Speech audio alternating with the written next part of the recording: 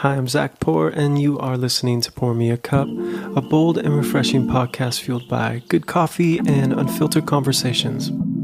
After more than a decade in the music industry, I've spent countless hours in studios and small cafes chatting to artists about their unique and inspiring journeys. The intention behind this podcast is to spotlight those intimate conversations in hopes to encourage and inspire our next generation of creators. So grab a mug, post up, and join me in my virtual cafe. This is Pour Me a Cup. Enjoy.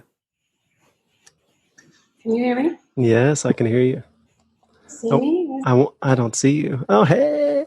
Thank you for being down to change the time. Oh, yeah, of course. So you watched the rest of the memorial.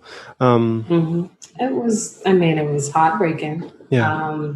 It was tough to watch the family recount their time with George and knowing that he should still be here. This week on Pour Me a Cup, I'm chatting with Bahamian recording artist Soaky Siren. Listen as she gets candid about how she went from studio intern to writing hit records for superstars like Jason Derulo and Rita Ora.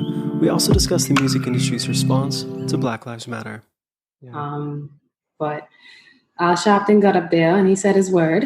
He hit everybody. He definitely did. Yeah. But it was hard to watch, you know, because it just sucks because this isn't somebody that, he didn't pass away from old age. Like, there's no excuse for him not being here. Right. I miss you, Jed. Like, how long? I know it's so weird to see someone you haven't seen in almost 3 months. Because I saw you right before COVID happened, because we did your shoot maybe 2 weeks before. And remember, I was paranoid as hell, and I feel like I was way more paranoid than you. Yeah, you were. I think I was annoying everybody in the room, and I was just like, if this is it, you better have food for like 3 months. Yeah, you were right. And I'm still like, I'm mostly done, but I still have food left over from my haul to prepare. So did you shop many times throughout, or? I prepped. Yeah, because I had honestly, I stocked up like we were going, like we had to live under a bunker or something. Yeah. I don't think I bought water in maybe 3 months. You were better than us. We definitely tried we were as prepared as we could. I think we lasted maybe almost a month, but there was still little runs that we had to make. And I think I was telling you last night, like the first 2 times we went to a grocery store, I was drenched in sweat. I think I was just having these little mini anxiety attacks in the middle of the grocery store. And I think it's the fear of that it's always going to be like this. And and at the beginning, not everybody had to wear masks or gloves. So sometimes you were that person in the grocery store that had a mask on and it was kind of freaking everybody out. And now it's the person without the mask on that's freaking everybody out, at least in our area, at least in LA, so. Yeah, because if I see somebody in the store and they don't have a mask, I'm like, security? Yeah. Like, you can't be taking them chances. Yeah, I know. It's so crazy. Yeah. But I don't know. Society has completely spiraled in the last 3 months. Yeah. I know. Your brows are so fire on Zoom. Yeah. It is real big, these caterpillar eyebrows happening here. Listen, those are eyebrows that people pencil in all the time to have. So give thanks. Yeah, I brush them up to make them look in line. It's definitely, they're scraggly in the morning, but I don't think I've ever seen you with scraggly eyebrows, but okay. Really? Oh my gosh. No. I was looking through some old footage of on my old hard drive because I was trying to find some old footage for Sammy. Not long ago, like a week ago, and I saw the folder that was from St. Vincent in the Grenadines. It was from our camp. So I took a look at those. So many of the pictures that I took were of the ocean and water, which is amazing because the water's crazy over there. But it was not enough of our group, No. But we were all just getting to know each other. Remember when we went down to the beach and I took photos of you in the water and stuff? Oh, we were so awesome back then. We were it wasn't no question about it. I feel like I was more awesome then than I am now. Yeah, definitely. Yeah. That bravado of youth. Oh yeah, truly. Let me tell you, I just feel like the first thing that I think about when I met you was your rum and coke and your hair. Oh my gosh. The entire time. And I really drank those rum and cokes. I haven't had one of those probably since that trip, but that was my drink of choice then. It was so iconic. You would just be sitting down and the pompadour would be laid. Yep. And every morning, I feel like it was like maybe the first night we talked and we just clicked. Yep. And you were just like, do you want me to stop by in the morning and then we can walk over together? Yeah, for breakfast. Like, yes. Oh, we had fun. I loved that time. Oh, that was a really, really, really good trip. Yeah. It was a moment. Like, I feel like, I mean, that set off our friendship. It did, yeah. And that's 8 years ago. 8 years ago. The folder was from 2012. Yeah. It was either 2012 or 2013. I think it was 2012. Yeah, it was 12. I remember that. Which feels like 2 decades ago at this point with everything that's happened both in the world and in our personal lives. It's crazy. Yeah, like we are not even those people at all. Like, who are they? No. Oh my gosh. We were sensitive. We were very sensitive, and we're sensitive in a different way now. Yeah. We were naive in a lot of. We were green. Go. Yeah, very green. We were so green. Yeah. Like, opinions mattered for some reason. Can you imagine caring? Think about how different you would conduct yourself, or we would conduct ourselves at that camp. Now, I mean, we've done so many camps since then, and it was completely different. That was like that first one where we learned. And I was the only one. I was like, I don't have any records. I don't even know what I do in here. Yeah. Like, I remember being terrified to sing in front of people. Yeah, and same. If I had to go back, if I had this energy now, I would have been like, bitch, that's not the note. But you know what note I meant. I remember when we were in I don't know where we were. We were in some sort of room and like outside of where the camp was at. And Ayana got up and sang X Factor by Lauryn Hill. And we were just like frothing. Like, this is amazing. And then a couple other people sang. They were trying to get me to sing. And I, of course, was like too terrified. Couldn't do it. Confidence was through the ground. And then you got up and you rapped. Well, actually, you sat. Did you get up or did you rap from your seat? I don't even remember. You know, I must have been terrified because that's not even a memory that I still have. Wow. Yeah, you rapped. You rapped kind of as the last performance or close to the end. And then that night, you and Ayana both did it again, like at dinner. And I can just like see she could keep rhythm with like she was like doing almost like a beat on the table. And I was like, everyone is more talented than me. Everyone. That was the thought in my head. I was like, I am like, everyone is insanely talented. This is a TV show. And it was so crazy. I'm tired because I just remember like fawning over your voice the whole time. And I was just like, so literally this is the total package. And it's effortless. And I'm just like, I can't deal. And I had just gotten dropped. So I couldn't even any compliment anyone would give to me. I was like, well, they don't think so.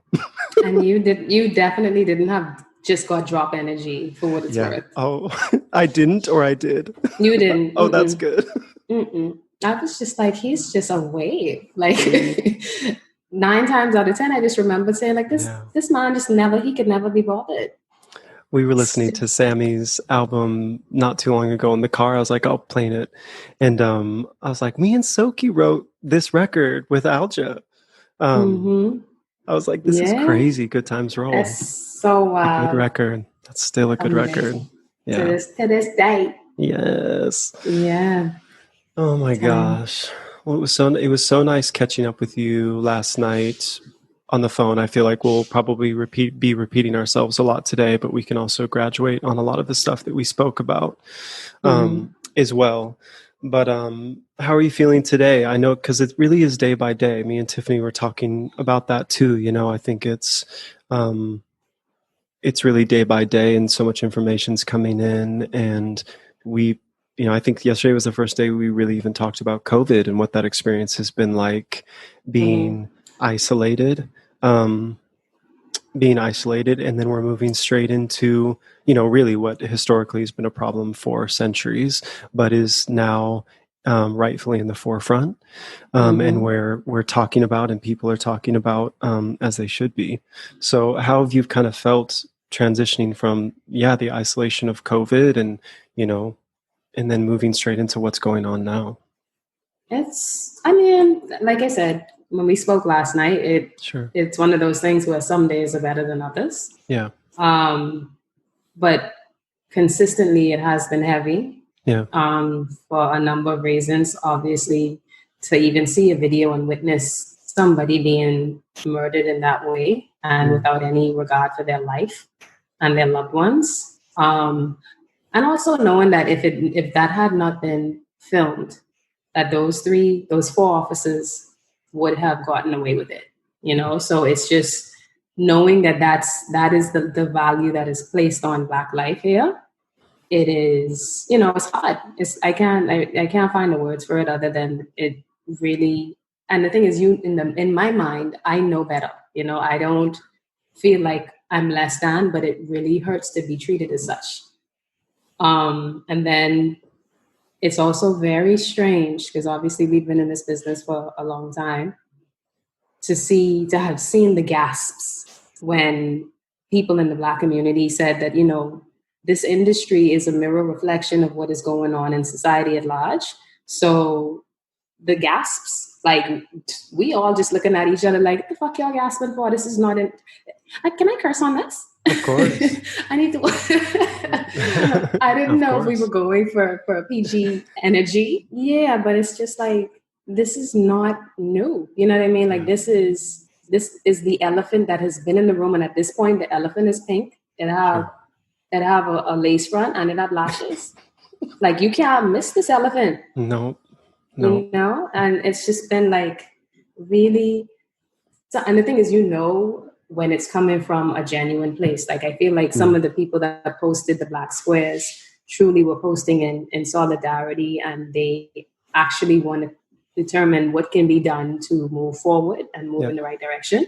Yep. But then you have A&Rs and you have certain, like especially certain gatekeepers and labels and stuff. And it's just like, this was just an easy, passive PR maneuver. And that's the extent of what you're going to do to try and address what's happening.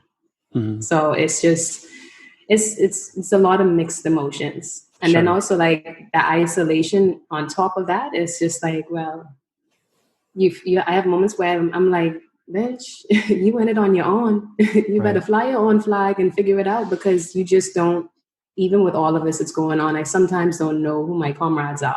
Sure. So it feels like that, especially when you see what's going on, because it's just like, who are your assassins? Because over here, all of your assassins are smiling with you.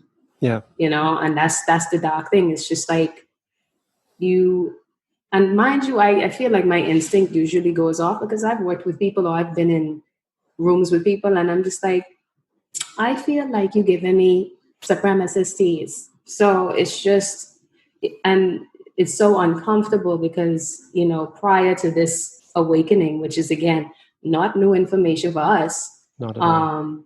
But had it been before this outcry, if you brought it up, all of a sudden you would be seen as, oh, you're problematic or you're making things up. And it's just like, easily offended, aggravated, angry. Yeah. Yeah. And I'm not, I have a temper, but generally I'm not an angry person. Like you have to really trigger me. And when you trigger me, then it's Smoke City. Right. But like it's frustrating, very frustrating. And there's a lot of work to be done. Yeah. And unfortunately, this isn't something that we can fix. It's not just it's not Black people's responsibility. It's white people's responsibility to be aware now, because at the end of the day, nobody wants to address that elephant in this room, which is the charts, the artists on the top 20 records. If you take a picture of them, it don't look the same in those executive rooms. Mm-hmm. But it's but it's also, this goes back to, and I think we've talked about this in the past, is it doesn't look the same, but it's trying to sound the same.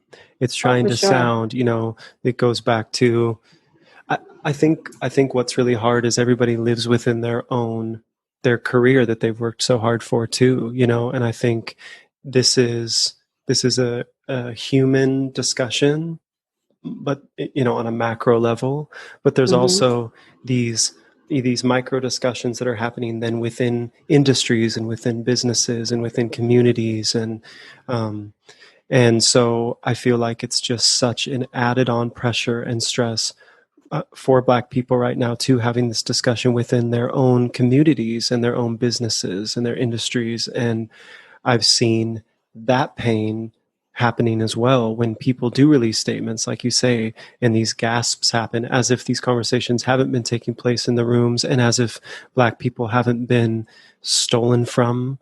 For eons. Especially it's been going on for so long. And it's also, that's been said. That's been pushed back on, and people aren't listening. And now, yes, everyone is having to see it and confront it, but it's the change. You can post a nice PR statement, and sure, if that's where you want to start, but I'm looking at so many of these pages, not necessarily in judgment, but when someone initially says something that sparks some support and some empowerment, you then go, okay, what's the next steps? Where are we at? How can we help? And then you go, and there's kind of, like always with a lot of these companies, there's crickets afterwards because their PR person put out their square and they reposted something, and that's where it ends. And I think the conversation has to keep going and continue. This isn't we're not just a week in on this. No, we are centuries in on this. So we aren't this isn't 3 or 4 days in for Black people. No. This is since you were born. This is your experience since you entered this industry. And I think people, especially white people, need to listen. And the education, white people act like they don't need to be educated on this. We don't have the information correct because we changed it. But also it's to go and seek the information, to do the work, to acquire the knowledge, to make the change, to make the difference. It kind of contradicts or goes against natural human behavior. Because at the end of the day, if you look at the impetus of this all, right? Sure. Nobody wants to feel like, well, if I have to be inclusive, even if you're not racist, but if I have to be inclusive, and this is just greed at this point, yes, even though I have everything, even though I'm good, to allow somebody else in would be to make me have less than. Yep. So nobody volunteers to say, I mean, unless you're a charitable person. Sure. Nobody, and unfortunately, the kinds of personalities, you have any iteration of megalomaniac or narcissist that tend to be like at the top in these companies. Sure. They're not, and all they see is what they see for themselves, and also for people that look like them. And it's completely, it may be malicious or it may actually be something that is unconscious. Sure. But at the end of the day, y'all got to wake up. Right. That's it. Yeah. Because it is, and it's not just the Black community. I spoke with another friend of mine that she's a Latina, and it's like the same thing. She had a situation, and it's just like, this is not something that is going to be fixed overnight. I get it, but it also, like, the conversations need to be had, and not something like we have a Black person as head of urban being a solution. It's not a solution. It's cheap. Yep. It's very cheap. And I find that comparable to when I'm hearing white people constantly or seeing white people repost, if maybe there was a Black person on TV that mentioned something that's favorable to their side, they use that as the one reference of, like, if you're talking about white supremacy, if you're talking about ignorance, if you're talking about racism, they're like, yeah, but this one Black guy on TV said this. It's like they easily latch onto that. And and I'm not saying that but also that's a Black man speaking from his experience, his Black experience. He's not speaking for you, white people. Mm-hmm. He is talking about his experience. And he's allowed to speak about that. So you're just there to listen and take it in, but you don't get to take that one, reference. Or I, keep saying with Martin Luther King quotes, a lot of white people are taking out the one part that's convenient for them and reposting that, which is pretty much like saying all lives matter. And I find that comparable to, we employed someone Black. They're in our urban department, or we have a Black writer. They do R&B. You're like, that's not what. Mm-hmm. That is not what I'm saying. I hear what you're saying. I totally agree. It's offensive. And it's also like, it's not even just like at the top in the labels. It's also like pervasive in other areas, because I'm looking at other writers online, super successful songwriters that are, especially women, that they went off on social media and they were like, listen, you know how many times I walk in the room and, the assumption is, we're going to make an urban record. Yep. And it's just like, why? Yeah. The assumption is that I've seen a number of people say, like, I've been dubbed, I thought I was only an urban writer. And I'm just like, why the boxes? Yeah. And then also, like, why are some people able to navigate in all of them seamlessly, get the cuts, and it's almost like this section is reserved for minorities. Yeah. And that section has been the lowest funded. It doesn't have the budgets. It doesn't, I mean, there's way less deals to be offered. I mean, we've all seen the budgets when it comes to a Black artist versus a white artist, an urban artist versus a pop artist, an R&B artist versus, we've seen that. We've heard it. We've been in the rooms. We've been in the meetings. Me and Tiffany spoke about this on our podcast as well. And it's just like, it's so disheartening. And I think when you go down this path of talking about it, there's a sense of hopelessness sometimes, but then we need to continue the conversation to find the hope again. And I think I talked about it previously on an episode, but it's like all of us having these conversations and talking about how we can make change and continuing the conversation and being loud about it. And I think it's important. I've loved to see the pushback for a lot of these labels, a lot of fashion designers, a lot of people within the industry, big corporations. People are like, where's the money? Or where's the help? Or where's the follow-up statement? What are we going to be more inclusive? Are you going to promote a person of color? Are you going to, do A, B, or C, or D? What's the plan? What's the strategy? And I do understand people are donating and not posting about it online. I get that. A lot of people are very helpful and they're doing it in their own space, but these large corporations are very front facing when they're trying to sell you something. And then they want to say, we're talking about it in our boardrooms when it's convenient to hide. And it's really, really, really important that just as loud as you are shoving these commercials in our face, you better be loud on helping bring justice, to these police officers, but also changing systemic racism for 4 centuries. Period. And acknowledging that, And I agree with you with the less mentality, this idea if, equal rights ultimately means that the people that have more rights are having less. But like you said, when you have a heart that understands that, you go, absolutely, every opportunity doesn't need to be mine. And, even as a person that understands my white privilege, I'm understanding it more and more day by day. And it is deep in us as well. There's still been moments where I said the wrong thing. Maybe another artist has said don't do that or don't do that. And I'm like, oh, that makes me feel. And I'm like, nope, that's already my white privilege just going, listen. And listen to what, this is a Black artist telling you that's not the message. And you're like, great, let me take that down. Let me reframe. How can I help? How can I be supportive instead of feeling like, I fucked up. And somehow that makes me feel some type of way. That's already my privilege speaking. So, there's going to be a lot of those moments and a lot of areas of opportunity for us to check ourselves as white people and really listen. And do the reconditioning. Yeah. And, because it's just, for a long time, I feel like I said, I've been in rooms. I'll never forget, I had a session, and I think I told you this before, and it was completely out of the person's ignorance. And we were writing, and I remember this person saying, oh, I love your melodies. They're so ghetto. No. And I'm like, oh my gosh. I remember you telling me this. Yeah. And I was like, I told you, I wasn't about to use that it ain't my job to teach nobody. You know, at the end of the day, I might serve wave and I might, serve SWAS. I'm not here to give a lesson. So I just had to smile, and I was just like, I remember telling mommy too, I was like, child, you bust your ass. Educated me through grad school to get put in the room to be told, oh, your melodies are so good. And mind you, the person was not malicious with it. It was just in that person's own ignorance, So again, had I decided to use it as a teaching moment, I'm sure what would have followed. Like, oh, she's aggressive. I was offended. She just got really defensive. And I'm just like, sure. I don't have the energy. Not my clown, not my circus, Yeah.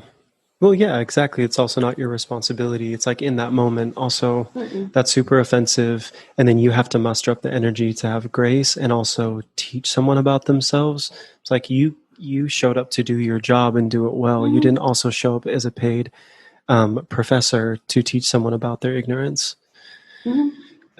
People are like missing a button that like, it's like when you hear yourself say that and be like, what the fuck did I just say? I'm so sorry. That is not at all what I meant. I'm so sorry about that. Wow. Yeah. But no, they can't take any ownership or accountability.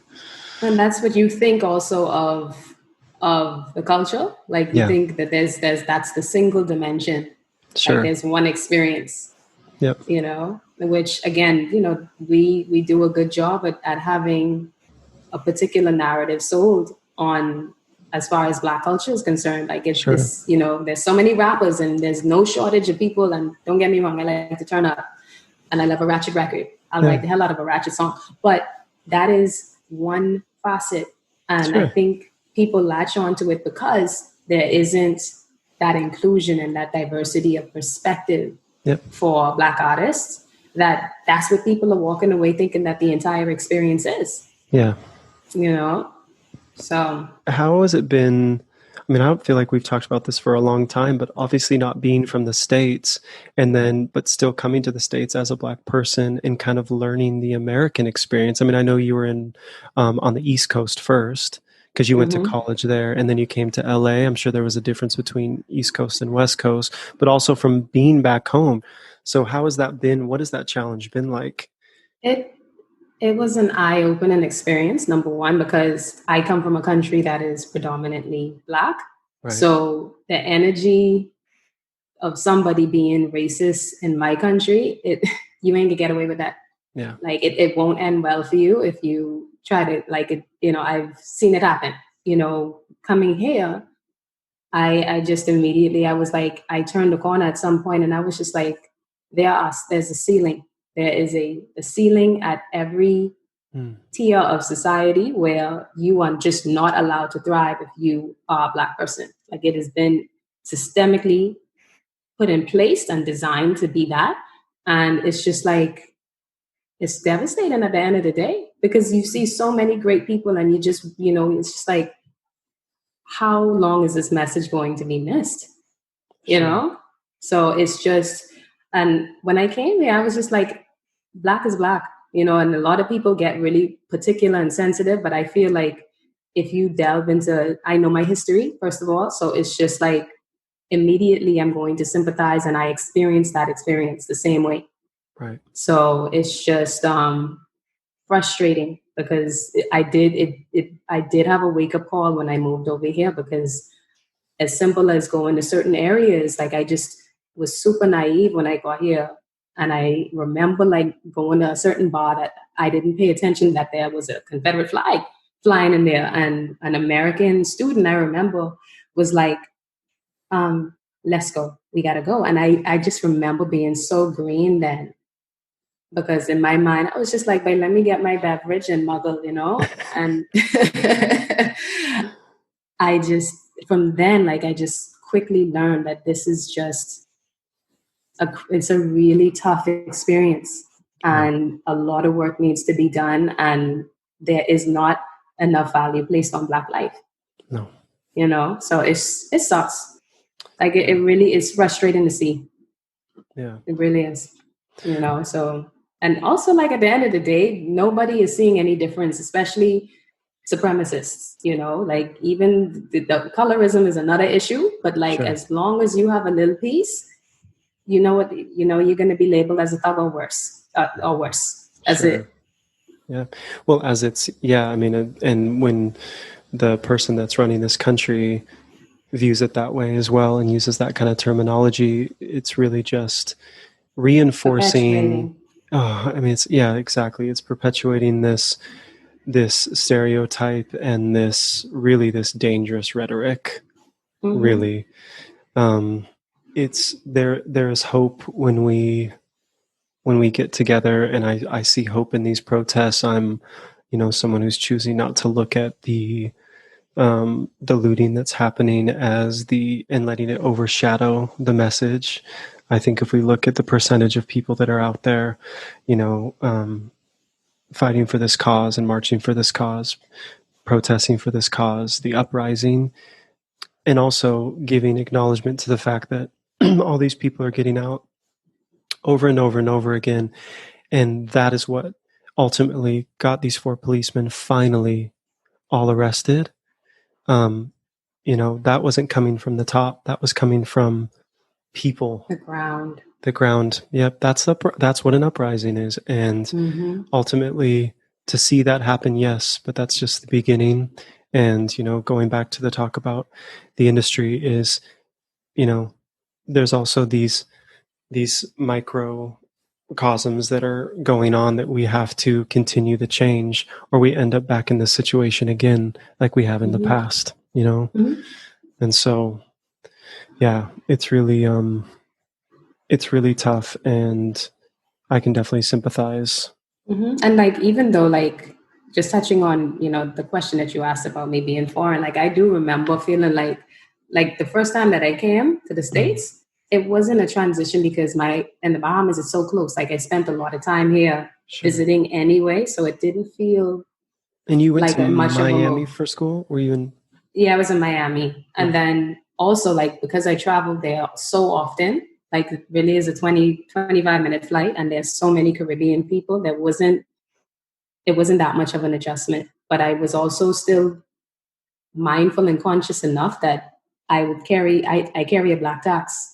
Sure. Like, it ain't no different, but at the same time, it was just, in hindsight, I started to realize, like, okay, this is it's not the same, like, I couldn't imagine. And I sympathize so much because I was blessed enough to be raised in a predominantly Black country where that notion of you being beautiful is reinforced, even if it reinforced in the most in inappropriate ways sometimes from some people that don't know how to have some couth, but it wasn't. I didn't have that, that burden of and that being reinforced from society that there's a cap on what you can be.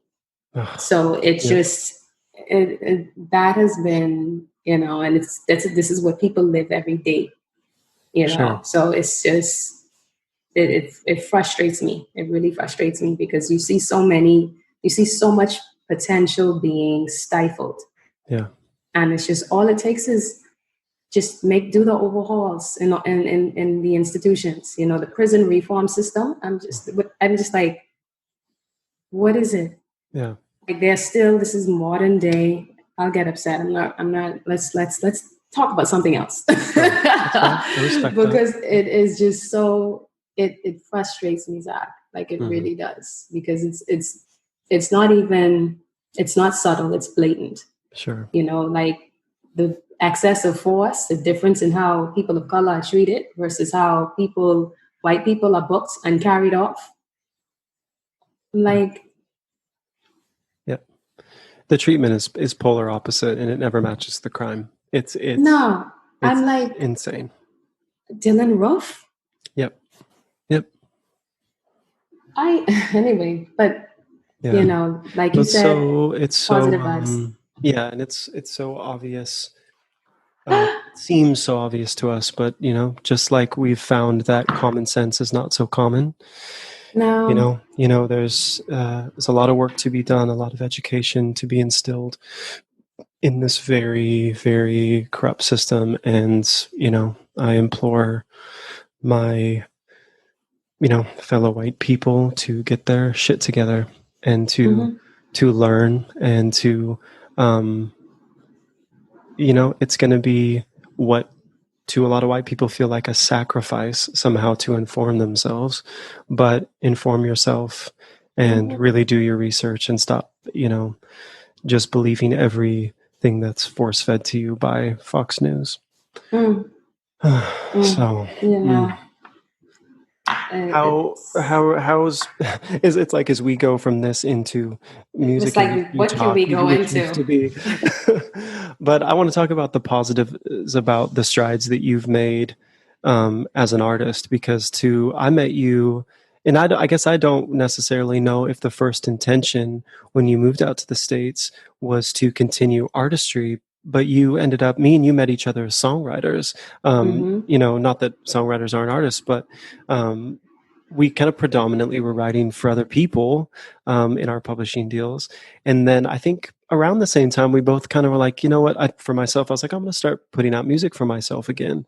And you were starting to put out your solo stuff. You had done a couple features on some other records and really started to move more so into the artist space than the songwriting space for other people. You obviously write all your own music, but I mean, how has it felt just transitioning into that and kind of taking that power and putting it into your own project? Like that must just be, I know there's challenges, but that must just be the best feeling. It's really, I feel like it's the most fulfilling thing that I've done recently. Yeah.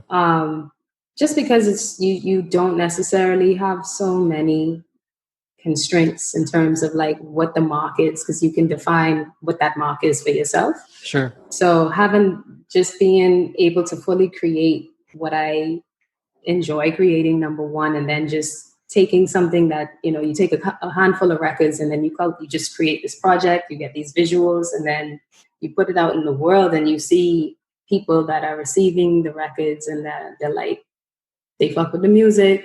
Yeah. And they're just like, like I have people that are still discovering my first EP, and it's good to know that, hey, you ain't crazy. Yeah. Like, the shit was lit, totally. So you don't have to go through the whole like system of getting, having to be validated. Sure. Or having to get like, oh, is this a good record? And then, also the thing that we make so much good music and we have all of these amazing songs that are just living on our drive. Yeah. So it's just, and then TBH, like a lot of people don't notice, but I started out as an artist. So right. I had this grand plan. I was like, I go into the States and I could be a rapper. Especially when I know you so well, they make me want to cry. I was like, I was so tenacious when I was growing up home. I just had this fire in me. I was like, I need to go to the States because I want bus. Like I need to be worldwide. That's my mindset at that time. Yeah. That's how I was talking to myself. Right. And so, luckily I also have like my mother, mommy. Yes, I do. She was mommy hit me with you better get your education. She looked me in my eye and she was like, you need to get off of this island and you need to get into school. Right. She didn't care. So I was like, you know what? I was like, rubs hands. I was like, okay, I need to be over there anyway. Right. So I'm like, this is perfect. Yeah. And I just remembered like I would be in class and I would go to class and then I would go to the studio and then I would get out of the studio at like 7:30 in the morning. Sometimes I would sleep in my car. Wow. Like just get like a little power nap in my car before I go back to class. Yeah. And I was by myself and I was just trying to figure out, like find a fit, run into these different studios. I interned, Zach. Yeah. You know that in my spirit. Were you interning when you met the Flip Tones, or is that when you were a sound engineer? I was doing both at the same time. Well, you were recording some of their sessions, right? Is that how you met? I think I recorded like maybe 2. Okay, I thought I just remember them saying that you like helped engineer one of their sessions or something. And I think I just said I was an engineer. I really wasn't truly. I was just doing what I needed to do to get in the room with people. The amount of fake careers I've had. It was one of those things. It's like, oh, this is the hat I'm wearing. Yeah, this is the hat I got to put on. And that's awesome. I interned and I picked up Food, not my most proud moment. I also found that it was tough to get somebody who wanted to get behind your project, because I obviously wanted to do my own music, but people would always say to me like, "Oh, this is dope, write for so and so," and I was like, "Okay, fine." I saw a lot of other artists that broke that way, and I was like, "Fine, I'll start writing for people." So that's how I ended up becoming a songwriter. So it was what was meant to be a step in the door turned into a full-fledged career. Mm-hmm. But it sounds like really part of the intention. I mean, your intention was to be an artist. How you got there was uncertain, for sure, like most people. But you returned to your intention, the last 2 years. Yeah, it took me too long. I was like, I should have. It took me long. It took me too long. I should have, I had a few moments where I think I should have just answered the call when I heard it. Sure. It was just like, when are you going to stop? And also we are in a time where it's easier as an artist to start to self-release. Yep. It's still difficult, obviously, but like now it's just as simple as you getting a DSP and you're just trying to work as much as you can, especially if you have a bit of a framework. Yep. So I have a team, and like awesome. we just try to plug away. Yeah. But it took me some time. It really did. It really did. Is there a record from the first EP that really people responded to the most, and were you surprised that it was that song? I feel like Too Like Lie, even though I feel like Too Like Lie is the runt of the family, because that's like one of my favorite records. Yeah. And I put that out with the EP, not necessarily driving it as a single. And like some editorials just responded to that. People have messaged me about that song, and I'm just like, it's my little boo. And you got did you get a TV placement on that song as well? Kombucha was in a movie, right? Kombucha was in a movie. No. Dope Boys. No. Upside Down is in a movie. Kombucha, I think, also got a movie. And then Kombucha is going to be in a series, like I think a new animated series coming up. Sick. And the others, like I think I got one on Lena Waithe's new show called The 20s. And then I also got, like, Dope Boys was aired on Love and Hip Hop, and a lot of people discovered that record. Like, that's gotten a new life from That's awesome. Love and Hip Hop. So it's really nice, man. Like, people have been reaching out, and like it was dope, because I remember checking my YouTube and somebody was like, "Yo, is this the girl from the Derulo song?" So I'm like, sick. all right, people are like, you sing the chorus on that record. No, I don't. One, right? What's the tagline? It's just a tagline. It's just the wine for me, darling. It's just that. It's the whole part. I bought that song. That is not one line. It's like it's a tag. It's a little sample vibe. It's the part everyone sings. That's the hook. Let me educate you on what a hook is real quick. I'm a songwriter. Let the people know. Inform them. Let me inform you, by the way, because clearly you don't know that you sing the hook on that song that starts the whole record. Because that is not the hook. Well, the hook is, to me, it's the hookiest part. Well, then that's, then that's subjective. That's the way I sell it. Mm-hmm. So cute. When I was home, I think I told you I need to look at your album covers to remember which song, because my mom always buys your music too. And we were in the car, and all of a sudden I'm like listening. Upside Down? It was either Upside Down or the yellow one, or Quality. It's Quality. Because Quality is the purple clean. One. Yeah. Yeah, because she bought the other one. She has all your stuff on there. Oh yeah. Oh my goodness. Yeah, she buys your stuff. I'm sorry for the language. Stuff. No, it's fine. Pardon the language. Just real. What I love about when I go to your Spotify is, and I'm not a person that likes to use bright colors. I love how, it's always an ode to where you grew up. When we come and approach like a new visual, it's like the colors, or, maybe the outfit, or just like the font. There's like it's very intentional the way you approach your brand. And I love how much and I know the new album is named after, it's Lakaya is how you say it, and that's back home as well, right? Lakaya, that's like a place. It is a place in Freeport. Sure. It was referring specifically to this marketplace that basically has all of the stores, all of the bars.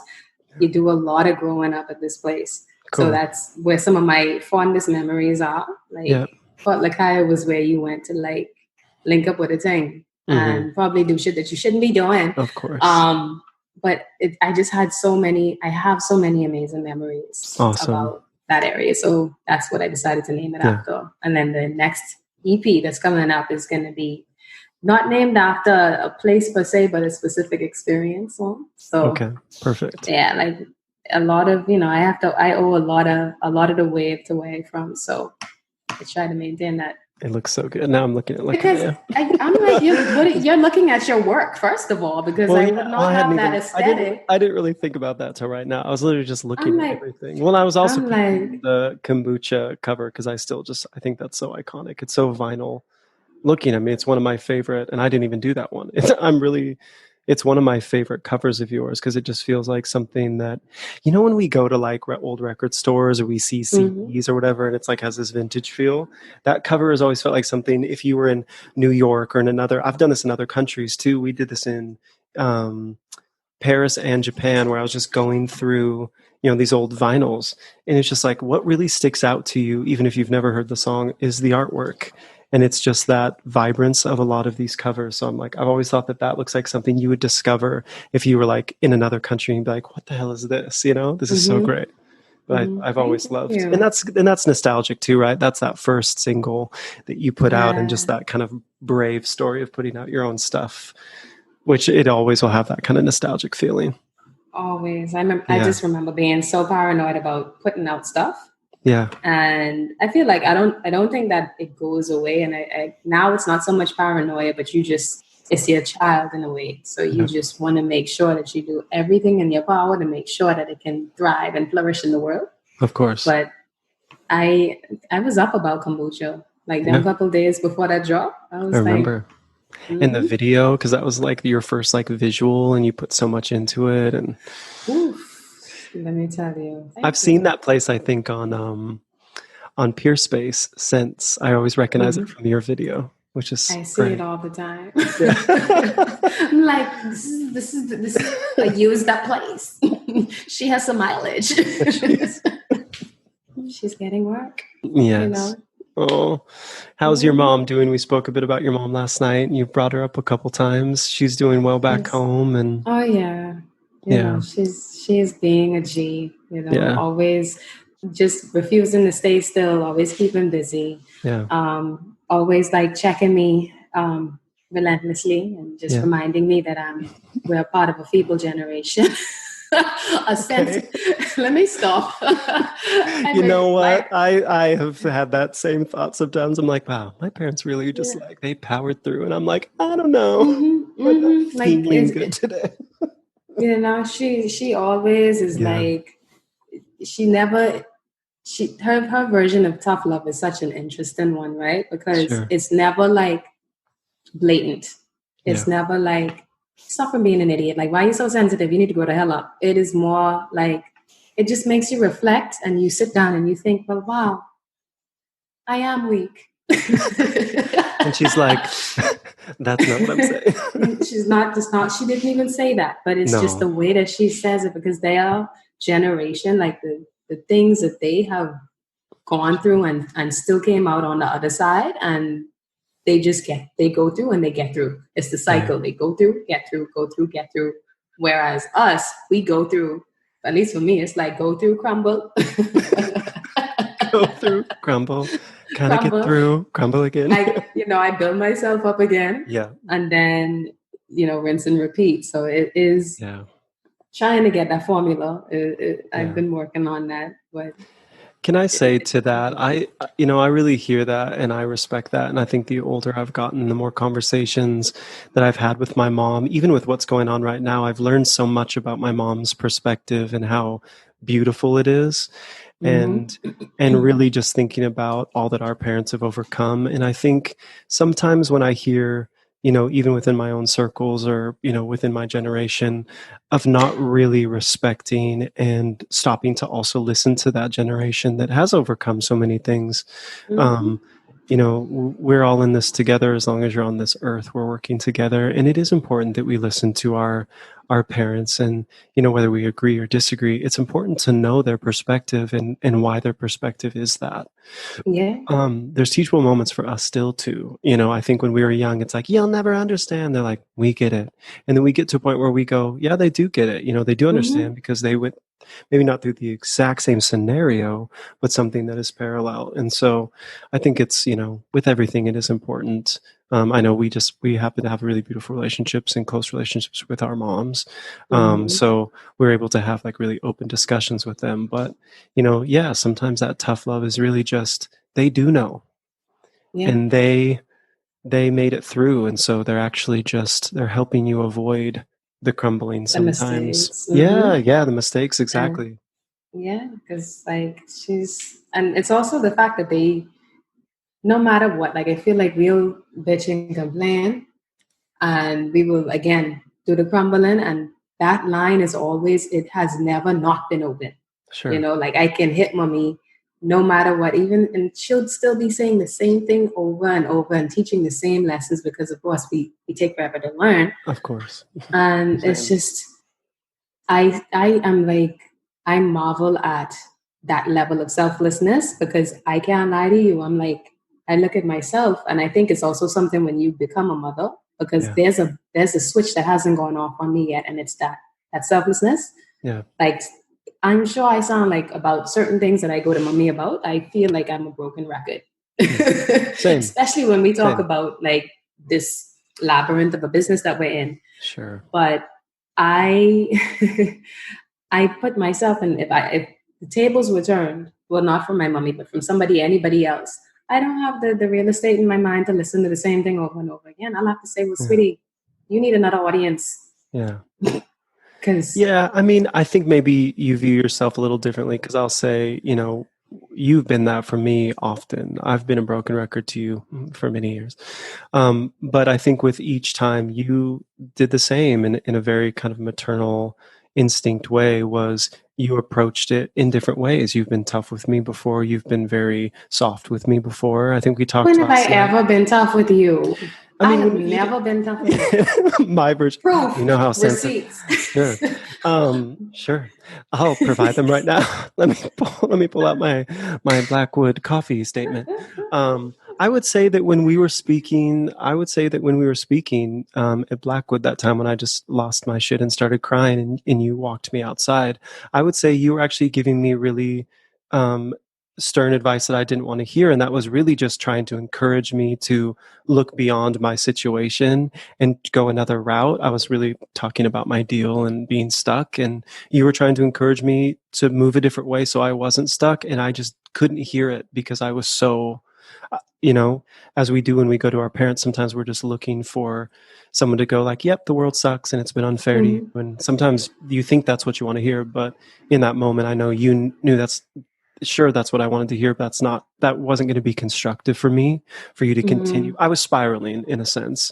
And I think you helped me stop spiraling, but that's ultimately, I think you have approached it in different ways. We've had we've had a lot of tears and a lot of laughter together, but we've been very candid about our struggles in this. I've also been very candid to you with my struggles as an individual when it comes to personal stuff too. And you've been so lovely and very patient, and that definitely wasn't fixed in one complaint. I was definitely a broken record for a long time, Yeah, I think, well, that's because I love you, I guess. Yeah. But for anybody else, Zach, you know me. Yeah. I'm the same, but you have really good discernment, like you mentioned at the beginning of this. It's like, viewing people's statements and knowing where it's coming from. I think you have good discernment of knowing when someone's complaining to complain, or complaining in their way to ask for a little bit of help, because they can't, maybe come out and ask for it or whatever. But I think that just comes down to your discernment. But no, I agree. You don't have a lot of time for people that are being ridiculous, and I think that's really great. I think that's great that you don't. It's not a lot of wasted time and energy. You have to. I still want to get the selflessness, though. I want to master that, because it's just the level of grace that I think our mothers have. It's just like, how? I think it might be a switch that goes off when I have kids. Yeah. I'll talk to my brother about it too, him and Naomi, my sister too. I think I think you're right. I think there's something about being a parent for some of us that's really when it clicks. I think other people just, because there's plenty of people that are so selfish, don't even have children, but maybe for ourselves, yeah, that will be something that goes off, which will be interesting. I'll be like, do you have it yet? How old's your kid? Do you have it yet? I'll follow up every time. I'm like, you know what? It just went off. It just went off. And I've been crying for 5 days straight. I mean, pretty sure it's gonna kick in then. But sure. They amaze me every time. Yeah. Like just before I got on the Zoom with you, Mommy she didn't yell at me, but she was just like she thought I was going out because she's home and all. You know, the only thing that she can see is the city is burning as far as they're concerned. The destruction right? is all they're showing. Yep. Yeah, and so she said, "You are not going out today, are you?" You know how she talks. Yes, she hit me with that. You're not going out today, are you? And I'm like, Mommy, I'm doing a podcast in my living room. Please drink some juice and relax. Oh my gosh. I just know your mom's like my mom too. They would feel it if we left our house. She felt me putting on my makeup. Yeah. She definitely did. That's why when I hit her and she was like, "You're not going out, are you?" And I was just like, yo, this is way too much energy. I was calling to tell you I love you. And yeah, totally. You might not get me when you call me between this time and that time. Right. But you stress me out right now. Yeah. Bye. Bye. I've asked a couple other folks this, but do you feel like with your career, there was any kind of moment where, I know we're really hard on ourselves as time goes on, we put so much effort into really getting our art out and our message out.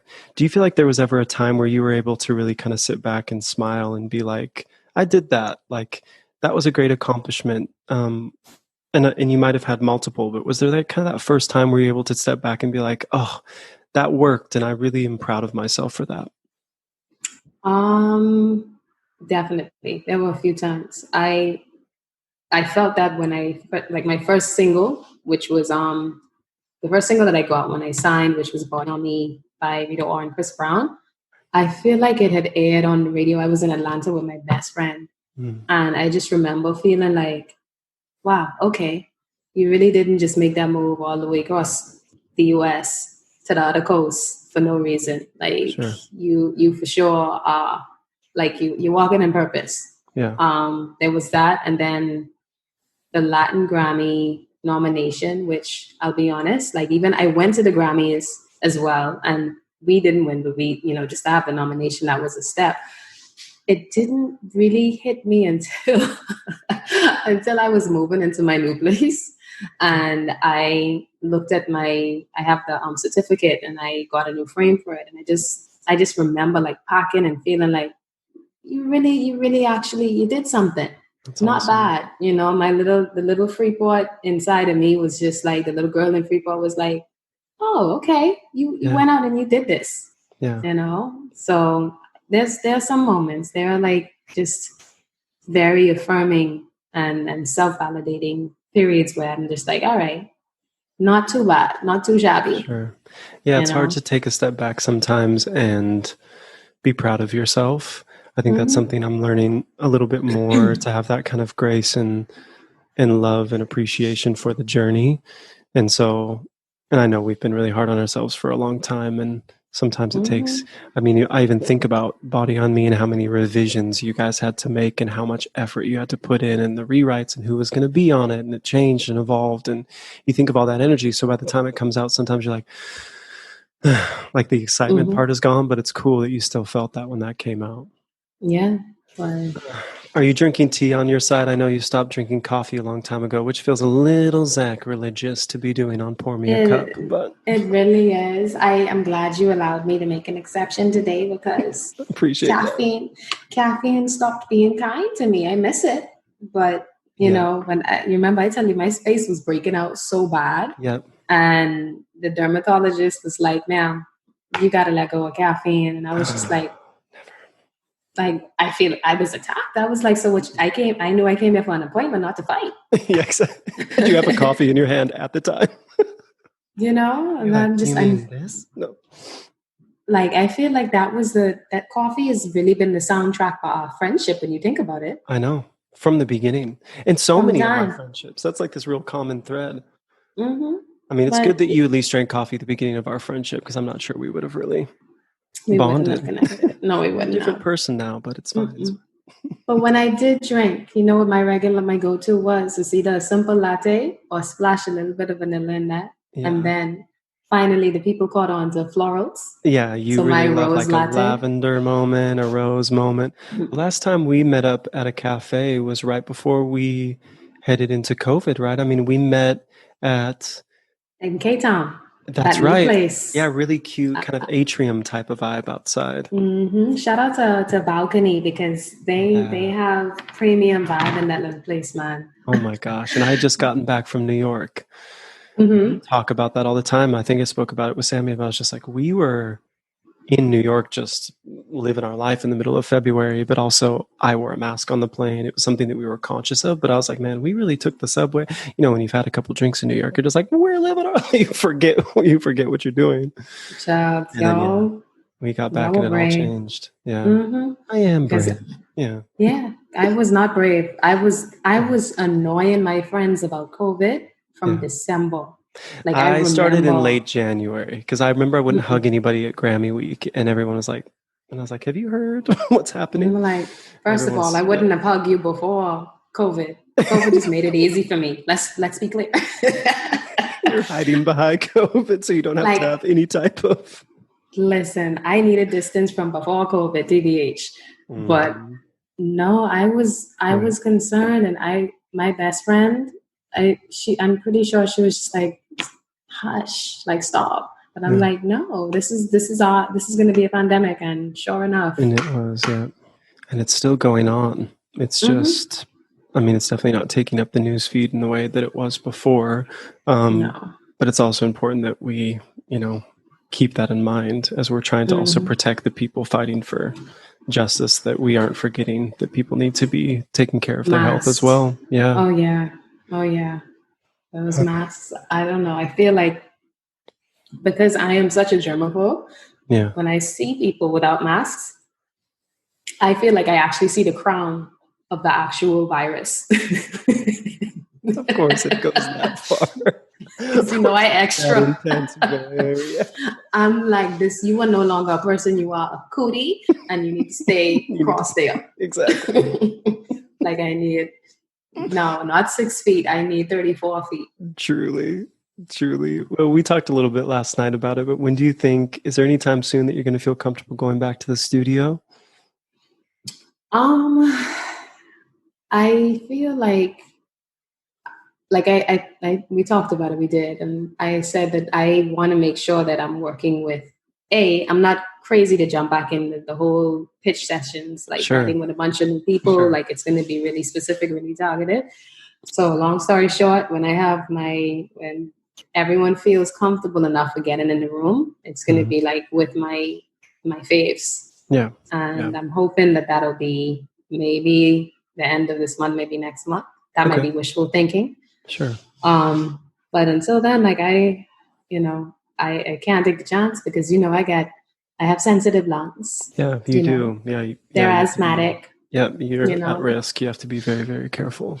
Yeah, they're delicate, so I have to be careful. And I haven't been as productive as I want to be, because with the move and everything else that's been going on. But I do like the vibe of writing in my own space and having tracks and collaborating that way. Like I've done some dope stuff. So I'm not too pressed to hurry up and run back in the studio. Like it's just when the time is right. I definitely think I'm exiting this isolation with a different perspective on that as well, of who I want to devote time to and whose energy I'd like to be around 7 days a week of just writing to write and writing to pitch. I mean, the game has changed so much, but I don't see that really ever for myself. No. And it was too taxing, like emotionally even, like it wasn't healthy at all. Like we spent a lot of time just being burnt out and didn't realize it. Agreed. Like honestly, if we had to fix anything, it was probably how much time we dedicated and how much energy we put into chasing, as opposed to like nothing is gonna happen before it's time. Right. And some of that is fear-based, right? I mean, for me, I guess speaking for myself, is it's what you're used to. It's also what you're conditioned to think is that the person writing 3 songs a day is the person with that number one record. And sometimes that is the case. Most often I think it's not. But I think it's that it's just that idea of that it's different and it can be different for you, and you can set up what's conducive for like your working style and not burning yourself out. I think we almost were scared, like, I mean, you're supposed to be burnt out to get these records, right? You're supposed to show that you're doing the most to get the most, and it's like not always. No, and it does not work like that. You know, when you really, if you zoom out of it, you realize that the people that are getting these consistent and these strings of records and stuff, like, you have to pick apart more than their ability. You need to pick apart the teams. You need to pick apart the political stars that have aligned. And then you really realize it's like, oh, this is not necessary. This has nothing to do with me per se. We spent a lot of years taking things very personally.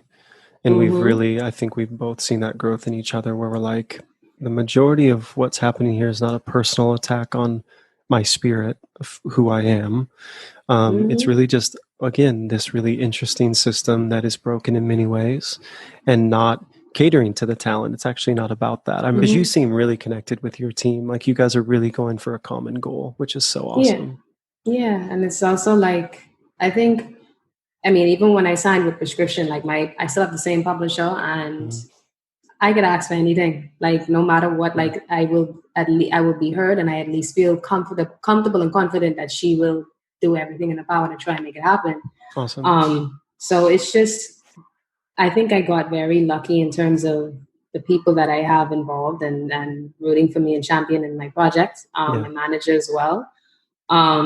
So it's just, it takes time to I guess, attract these sorts of people. Yeah. But boy, when you don't have the right people, because it's been the other way for me before, and it's just we've all had it the other way. So it's, and then also, like, you just have to remember that the person that you have to hold accountable is always going to be yourself. No one wants your shit to work as much as you do, especially because, it's your time and energy that's really been invested the most. So that's very true. Have you had any mentors? I know your mom is definitely that number one mentor and hero for you in the industry. Have you also had any mentors? I guess I was having this conversation with someone not that long ago, and I was really trying to think of if anyone had really mentored me or anyone specific. I didn't. I honestly had to go through trial and error for everything. Sure. I feel like, no, I don't. I can't say that I've had any. And in hindsight, like, even I found myself thinking about that, like, about a year and a half ago. And I was just like, it would have been nice to have, or even now, to have someone that can show me the ropes. If I had that, because we did a lot of, like I said, we were shoveling and shoveling and shoveling in a plot of land that we didn't even need to shovel in the first place. Sure. So it's just, it would have been nice. Yeah. But, but at the same time, we made the journey, and we had to learn a lot of times the hard way, but we are here. Yeah. And I think maybe that's part of it too, is we can be, because we did do it that specific way, maybe we are able to mentor somebody else in a stronger way. I definitely had people along the way that encouraged me to keep going, yourself included. I know when I first met Ayana, I felt like she said a lot of really, I think she was more of the veteran than we were. And she said a couple key things. Tiffany Fred has been that for me. She said a couple things where I'm like, okay, I'm not going to give up now. And really that's all powerful women that have actually, when I think about that, it's like I just named all women, but it is that it's really, that advice was always given in a way that was really encouraging, that kept me going. Yeah. But yeah, I hear you. Mentoring wise, that wasn't really something when I thought about it either. But yeah, we got there. We got there. And then we have a unit around. I feel like we were that for each other. Yeah. Because the same way, you thought I was there often, I feel like you were there in so many ways for me. And also, I feel like I was probably the least experienced when we met in terms of like being a professional songwriter. So like a lot of things you would just speak light and speak. You'd have a lot of guidance and you'd give me a lot of perspective. So I think we all leaned into one another because we didn't have the mentors. So we just had each other. Yeah. I look back on that time in my life and when we all met, and that was just so divine, wasn't it? Yeah, we were all met in a very specific time. It was very divine that we all became friends. I think we really flourished in a different way after that because of that experience, because of those conversations. And that was the most meaningful writing camp that I have been a part of, because I've been part of a number since, and it's just like now it's kind of like it's work. Yeah. So it's just like business as usual. But there was definitely, I mean, let alone just being on a tropical in the Caribbean, just holding a wave. Like that's a tough act to be. Truly. With your own villa. For the few days, I almost forgot that I was just, surviving off of like 2 meals a day. Bowl of oatmeal for lunch, bowl of oatmeal for dinner. Truly. That was it. Yep. Yeah, we were really, I was like, wow. I was like, I'm going to have 3 plates of this breakfast, these pina coladas for breakfast. We were just anything. I'm like, I'll take it. Yeah, because we were both so broke at the time. So broke. And I just remember saying, well, how I could go back to not eating properly. Yeah, I think I literally spent like $20 on that whole trip. I think so too. I might have spent, I don't think I spent $1. Wow, that's awesome. I don't think I spent $1. Shout out to Def Jam for bringing us on that trip. That was very nice. Mm-hmm. You're not drinking coffee, you're drinking water too. I'm drinking both. Let it be known. I'm actually drinking both. I'll hold up my mug. This is the Americano? This is just straight up drip coffee. Yeah. Oh. Nice. I miss it. If I drink, the smell of it in the morning is what wakes me up. It's not even that first cup. It's like literally just as it's brewing, as it's chilling in the French press. I'm just like, yes, I will get up. No, walk in your truth. If your truth is caffeine, walk in it. Bathing it, running it, do everything. Because trust me, I'm so mad that I can't drink coffee now. Yeah. But if I go out and start drinking coffee again, and not only do I break out, but my face really dries out as well. And then you were there with me when I had the vocal scale. Yeah, that was crazy. I was a child. I mean, on a scale of like 1 to 10. No, that's really scary. That is so confronting, because then you're like, I've worked all this time and now it's just like, now I can't sing all of a sudden. Like, it's really, I experienced that when I left Universal. I got acute dysphonia and my range went down to like nothing. I mean, it probably maybe like an octave. And I was just like, I couldn't sing my falsetto, which is like literally what I hold on to in this life. It's like, well, I can always bail on falsetto, but I couldn't, it would just disappear.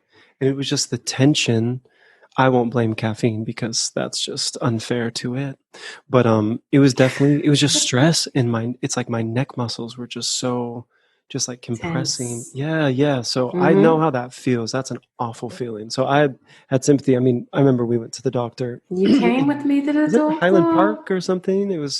That was in Glendale. Okay. Oh, was it? I drive by it sometimes and I have like flashbacks to where I parked. That's what and everything. I mean. Because that was a big deal. It was a very intense And moment. I was childish in that damn appointment too, because that was so uncomfortable. Yeah. But I didn't get through it without you holding my hand though. That's okay. You got through it. That's not that getting that scope, but you made it through. Like, you could have just punched me in the throat. It would have felt better. Yeah. It's definitely less. So uncomfortable. But when I went to the the second person who I had to see, she was able to look and she said, well, your problem is that you have some inflammation on your cords. Sure. And she was like, you got to cancel out citrus and tomatoes and coffee. And she was like, anything acidic, you have to you just got to let that go. And I'm like, miss, and spicy food. So I was like, so you basically just come from my culture? Yep. Like I felt offended. I was just like, you telling an island girl no spicy food, miss? True. You want to fight? Truly. Like priorities. You could go back to the food and just, not be able to sing the high notes. It's a choice. I struggle. Talk to me about the new record. Has the timeline been pushed back? Are we going to start rolling out some singles? I'm really excited about this new music. I'm so excited, but I'm also in pushback city. Yeah. Because it's like, obviously, the pandemic came and said, what timeline to everybody? Exactly. And take your time on that mix, bro, because it's like take all the time. No rush. Send it to me when the spirit tells you to send it. Yeah.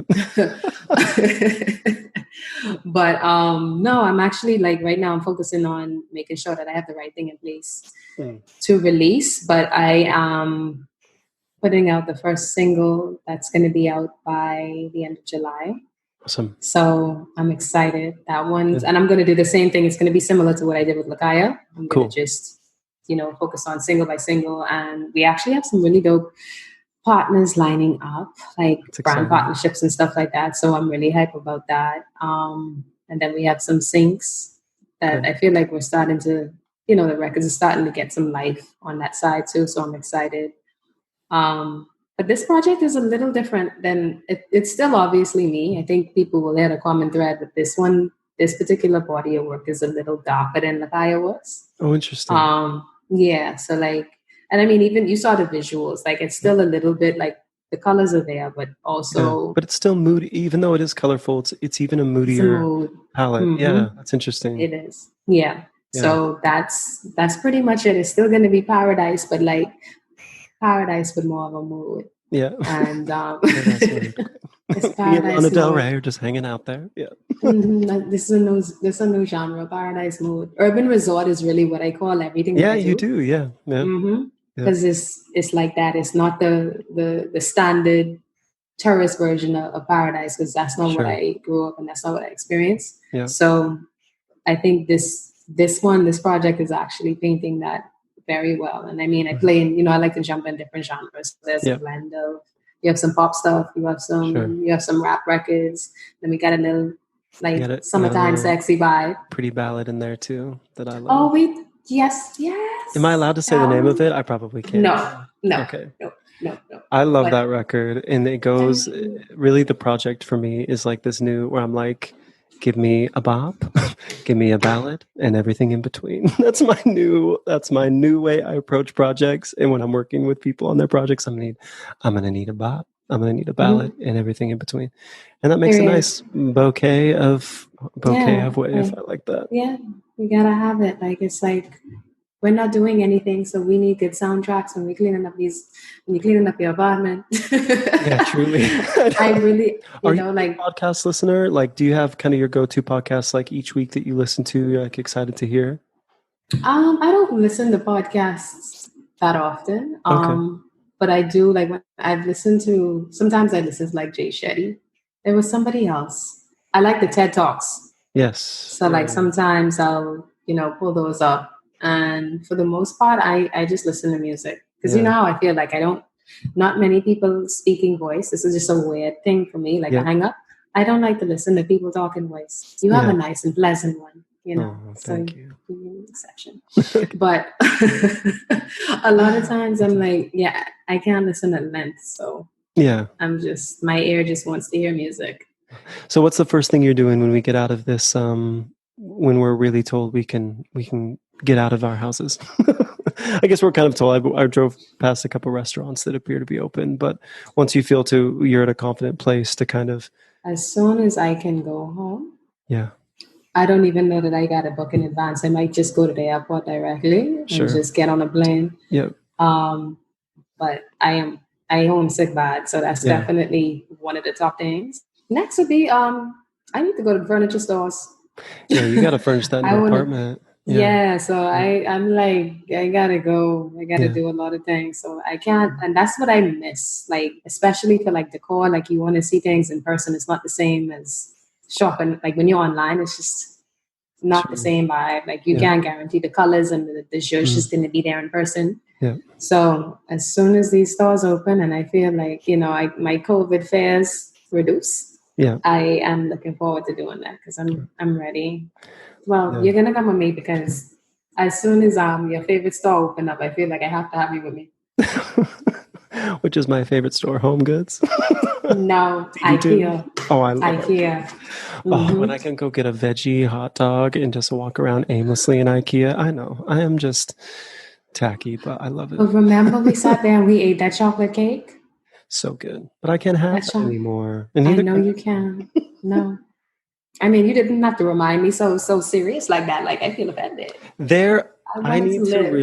need to have a vegan ice cream taste test so that I can introduce you to a couple really, really, really great ice creams. I promise you, I've got you. I promise you, I'll take the Acme. It's okay. I was like, we're with this. So good. We've gotten Texas sheet cake from Jenny's. Jenny's amazing ice cream. They have the vegan Texas sheet cake. You're the one that told me about Jenny's. Remember when we drove by it? And I was like, you can't get in. You were like, you Instagrammed me saying I wouldn't let you go in. I was so upset. Like, I feel like I was pouting. Yeah, truly. But we have gotten Texas sheet cake from there so many times. It tastes like regular ice cream, which I know I do mostly a vegan diet and most things don't ever taste like the real thing. But this specific ice cream tastes, and I love ice cream. So what is Texas sheet cake though? It's chocolate, and I want to say that there's like, I guess it's sheet cake, but there's like chunks of cake, but they're very, very small. And it's almost like this double chocolate kind of ice cream. It's really, really good. And it's vegan. It's vegan. So at least you're not getting the dairy part. You're just getting the cacao and the sugar. So not bad. That might be a thing this weekend. What's the other ice cream shop? Is it Van Leeuwen or Van? So that has a vegan one that's peanut butter and chocolate. That's insane too. I had that one and I was like, this is again. Yeah. I was just like, this is Dairy's cousin that I never wanted to get introduced to. Like, why are you here? I came to see your cousin, not you. You to the family reunion. Yeah, no. No. Gosh, that's so yeah, I mean, but yeah, we've done some vegan things together that you really, really, really liked. And it's been hard to find an ice cream, but believe me, I have worked really hard by consuming on behalf of the friendship. Oh, well, I enjoyed catching up with you, and I enjoyed catching up with you last night too, because this has been long overdue. But is there anything else you wanted to touch on before we say goodbye? I mean, let's look at the times that we're in. And I think it's very apparent that, systemic changes need to be made. So make sure y'all, and again, this is everybody's issue. So vote accordingly, support. Yeah. You can visit Black Lives Matter. There's a ton of resources on their website where you can donate to families of people that have been the victims of police brutality. You can donate to initiatives that are actually fighting for justice reform. And also, just be mindful, just be good people. Everybody, like this is everybody's going through something. So I think if people can actually move forward with empathy in their hearts, a lot of today's problems won't be problems. Yeah. Walk in light, spread love. Love you. Thank you so much for doing this. I appreciate you taking the time. All right. Thank you. And Thank I love you for having me. I love you too. Of course. Thanks. Bye. Thank you for tuning in to Pour Me a Cup. If you enjoyed this week's episode, please rate, review, and subscribe to Pour Me a Cup wherever you listen to podcasts. And you can follow us on Instagram at Pour Me a Cup. I'm Zach Pour. See you next time.